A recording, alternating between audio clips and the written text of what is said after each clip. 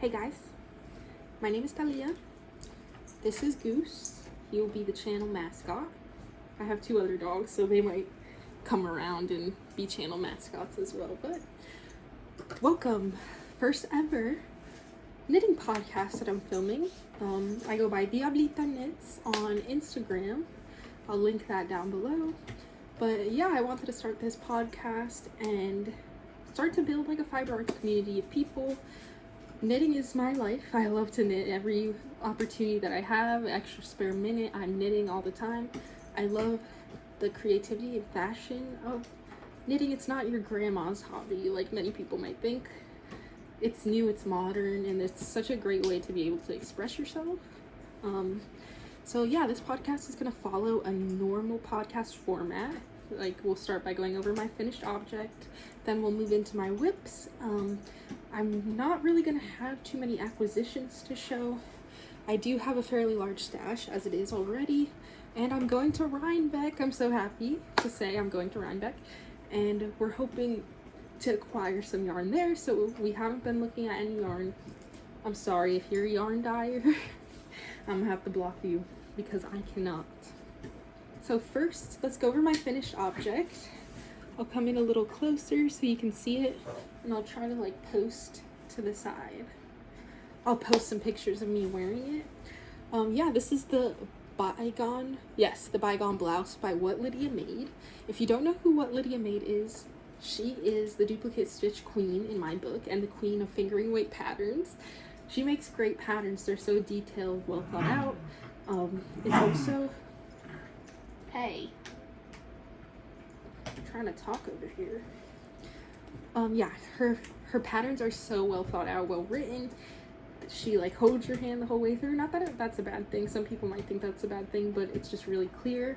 And I love how accessible she is. She's accessible with her sizes. She tries to have a diverse range of testers, and when she does do her test knits, if people need yarn support, she works with brands to offer yarn support. And on top of that, at the very end of the day, her patterns have coupon codes, discount codes, so that her patterns are accessible to anybody who wants to knit them but may not be financially able to pay full price. So that's really awesome, and she does a lot of great work, and I just love her patterns, I love her style, I love her designs. So yeah, this is the bygone blouse by What Lydia Made. I made a pretty plain white one because I wanted to wear it to work, but that plan was a little bit of a flop. If I stand up, you'll see why. I can't wear that to the office. It's very cropped, which is how the design is written, so that's my own fault for not either swatching or like properly planning. I don't know if I will yet. It just really depends. I might just knit a whole nother one in another white, like a real white color. I don't know if you can see or you'll really be able to tell, maybe from the light coming off, that this is a very yellow white, and when I was first knitting with it, I didn't realize, or like when I bought the yarn. This is knit in Rosa Pomar Mondine. That's that sock yarn by Rosa Pomar. I don't remember the color number or color name. It's like 100 or 101, I think. Yeah, I wanted to, I had knit a pair of socks, which I should get. Let me get them. I was able to actually grab one skein that I had left. This is the Rosa Pomar Mondine in color 100 undyed. And I had originally knit these socks. These were inspired by What Mariel Made. She's here on YouTube. She does a podcast. It's really fun to watch. And she had found this flower chart on Pinterest, and she knit a pair of socks. And I saw them. I thought they're so cute, and I wanted to make my own. So I knit them in the Rosa Pomar Mondine yarn that I had with this red color. And then I used the size of these socks. I can't speak. I used the sock as a gauge, basically. I just measured my stitches, and I used that to make this top. So that's why I cast it on in the Mondine, because I was like, oh, I already know kind of my gauge. So that was why this yarn was chosen. I just added these two buttons. They're from Michael's. I don't know if you've ever been in the aisle where they sell the buttons at Michael's, but they have like these they're not mystery packs because you can see inside what the buttons look like. You can see inside what the buttons look like, and these were like, I had like maybe 2 or 3 of these from that pack that I just picked because they were white and they went with mine. It was the best buttons that I had. I was trying to use what I had in stash instead of going out to buy more buttons. Well, that's kind of a lie. I had originally bought these from Hall and Hoof Farm because my mom had said that these would be cute on my top when I was making them, but these buttons are huge because I don't know how to read. It's very unfortunate. Yeah, I didn't measure out on the website how large they said they were, which I should have, you know, be smart. But yeah.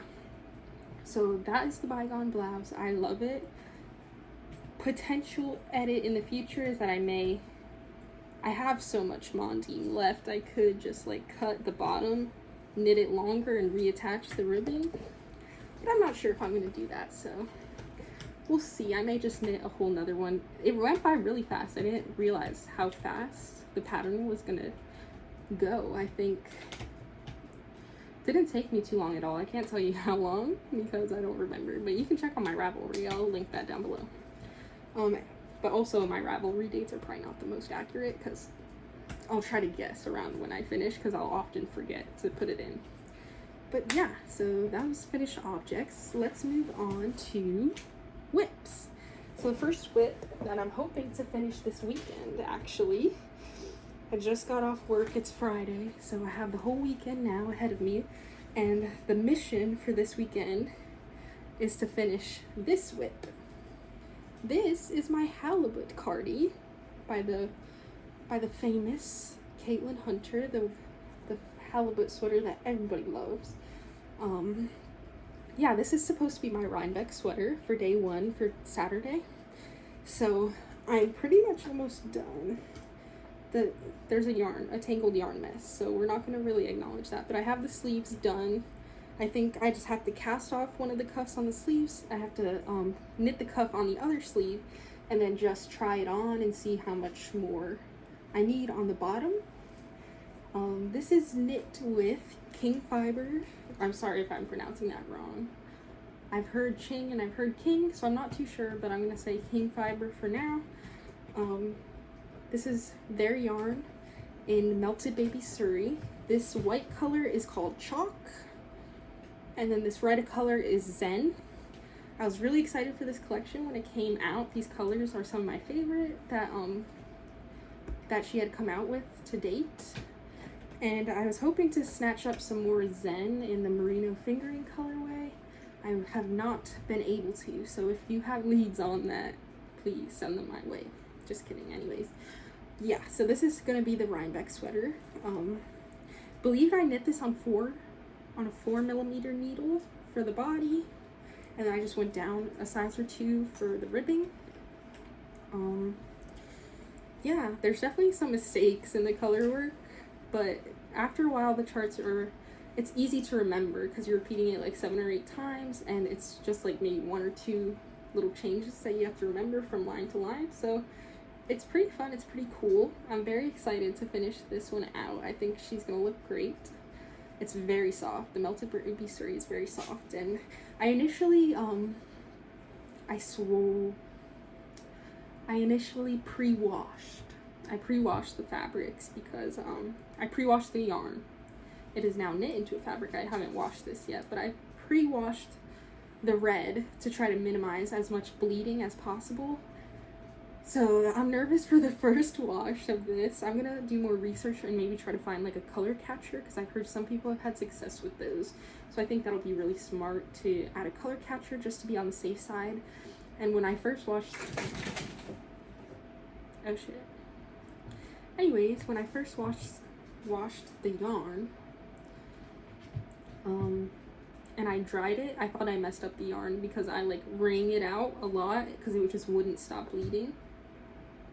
I probably shouldn't do that hand motion. I was wringing out the yarn, and I thought I messed it up, but it's just very sticky, and if you slowly, Geese wants to say hi, but yeah, if you slowly slowly unravel it, it was salvageable. So I think I have like one, and I have basically two. It was one in like a little small, I think I used like 2 grams of the second skein, and that was pretty much it. So now we're just finishing up the body, and then she's all done, and we're so close. Rhinebeck is now 2 weeks away from the time I'm filming this. This is October 4th. So yeah, I at least have one Rhinebeck sweater. I say, as I have a closet full of other sweaters I could also wear to Rhinebeck, but it's not special if you don't make it before. But yeah, so that is whip number 1 down. The next whip that we're going to talk about, it's a very sad story.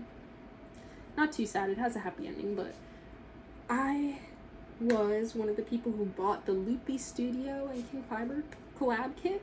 Loopy Studio is she makes the cutest and coolest things.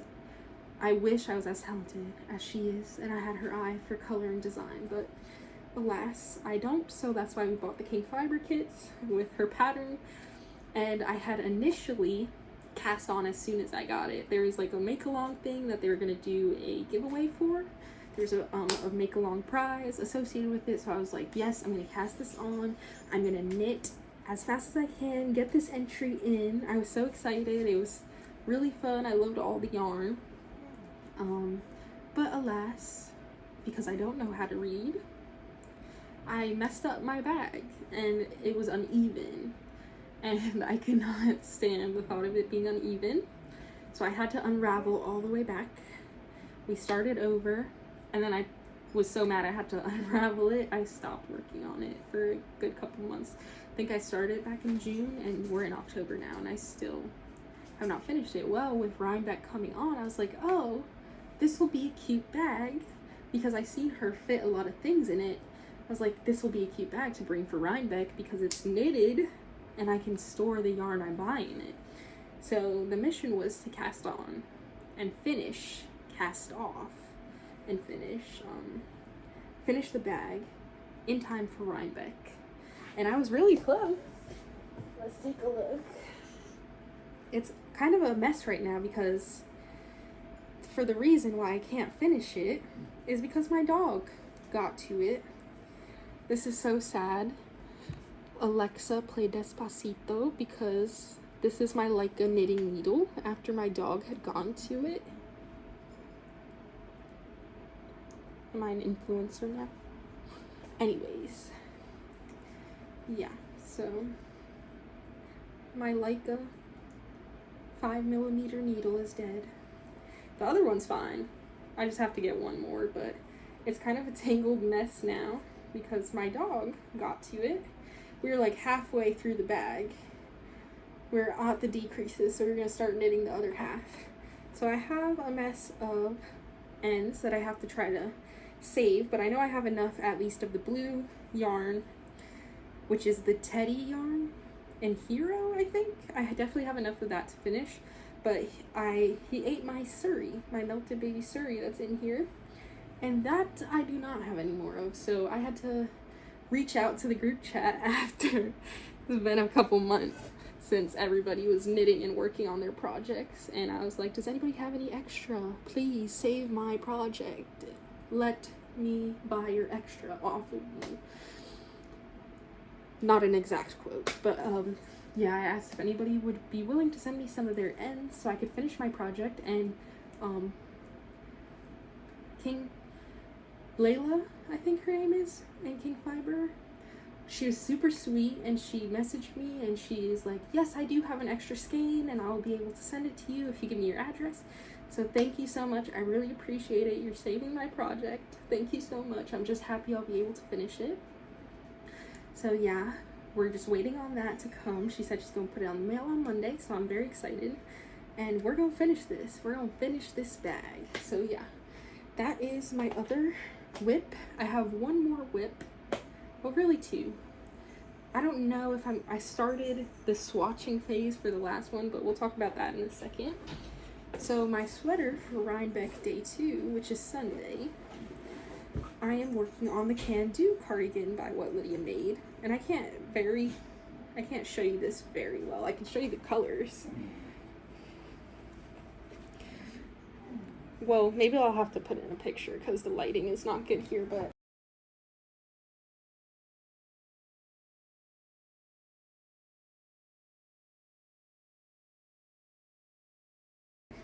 this crazy mess is a cardigan. So this is going to be the front where it opens up, and this is the back. So this is the Can Do cardigan by What Lydia Made, and I'm working it in 4mm needles, I believe. Yarn in my mouth. I think these are the Clover Takumi 4mm needles, and that's what I'm working it on. I did 3.25 for the ribbing, and this is the King Fiber Melted Baby. It's not Melted Baby Suri, it's their lace Suri, and their Moon Fade set that they had on their website. When they were trying to clear out the collection, it was on sale, so I got it, and yeah, it's like this really pink to bluish green fade set. So we gotta knit up the back, and then we can start working on the sleeves. So if I'm able to finish this weekend, hopefully I can finish the halibut cardi very quickly, and I can finish the back and get started on the sleeves this weekend. If I knit 2 sleeves and maybe leave the next weekend for ribbing, I can probably have this done in time for Rhinebeck. I'll be cutting it really close, and I have a backup plan if I don't end up making it, but for now, this is for day 2, so we'll see if I'm able to finish. We're going to be cutting it real close, so I'm a little nervous. And then lastly, for the last questionable project, if I'll start it, is the Tumble Tee by What Lydia Made. I started swatching. This is Arcane Fiberworks. You see, I'm not sure, because look at how thin that fiber, that swatch. I'm a bad shower. You can see it's very see-through. So I don't know if this is gonna make it as my fabric. I might have to just keep knitting the swatch and try to cast off and wash and see if it spreads and fills out. But that is for a Tumble Tee, and I'm very excited for that one. I've been wanting to start that even before I cast on the cardigan for Rhinebeck, but I knew it was going to be kind of cold in New York, so I didn't want to just have a t-shirt. I needed a t-shirt for Rhinebeck. I wanted a sweater that I could kind of wear and show off, so unfortunately that project is on hold, but hopefully we'll be starting her back soon. Also, this is my chicken that I made when these were very popular, the emotional support chicken. If you go on my Instagram, very back towards the beginning, I made the heirloom quilt cardigan in these 2 colors, and I had some scraps, so she became my chicken. She doesn't have a name. We can maybe name her on the channel, and we'll see. But yeah, those are all my whips. No acquisitions. Yeah, I'm really looking forward to Rhinebeck. This is the first ever time that I'll get to go. I used to live in New York, but I wasn't an avid knitter back then, so I never knew about Rhinebeck, and I never went, but I have been to the Dutchess County Fairgrounds, and I actually lived in Dutchess County, so yeah, it's gonna be weird to go back to my hometown, but I'm gonna stay with my sister, and I'm just very excited. I have not been able to be patient. You can ask my family. I have annoyed them constantly by saying, is it time for Rhinebeck yet, every day. So I'm so excited. I don't really have a lot of fiber art friends yet. I'm working on building my fiber arts community, and I hope that I can definitely maybe meet people at Rhinebeck, keep building my Instagram, and just having people who have the same interests as me. I want to be able to talk to people about, oh, have you seen this pattern, and this is what I want to do with this, and I'm thinking about this, and just somebody who shops at the same yarn retailers as me, or at least knows of the same people, because it's really hard when you don't have anybody to fangirl with about this stuff. So that's why I'm looking forward to Rhinebeck, and I look forward to working on this podcast, working on my Instagram, and yeah. Goose says thanks for watching. He's very happy you stopped by and did this with us today. and we'll hopefully see you next time. I'm not sure what how long it'll be. Just when I have some decent progress to show, I'll probably make another episode. So I was glad to meet all of you guys today, that you watched my first ever podcast. So thank you from me and Goose, and we'll see you next time.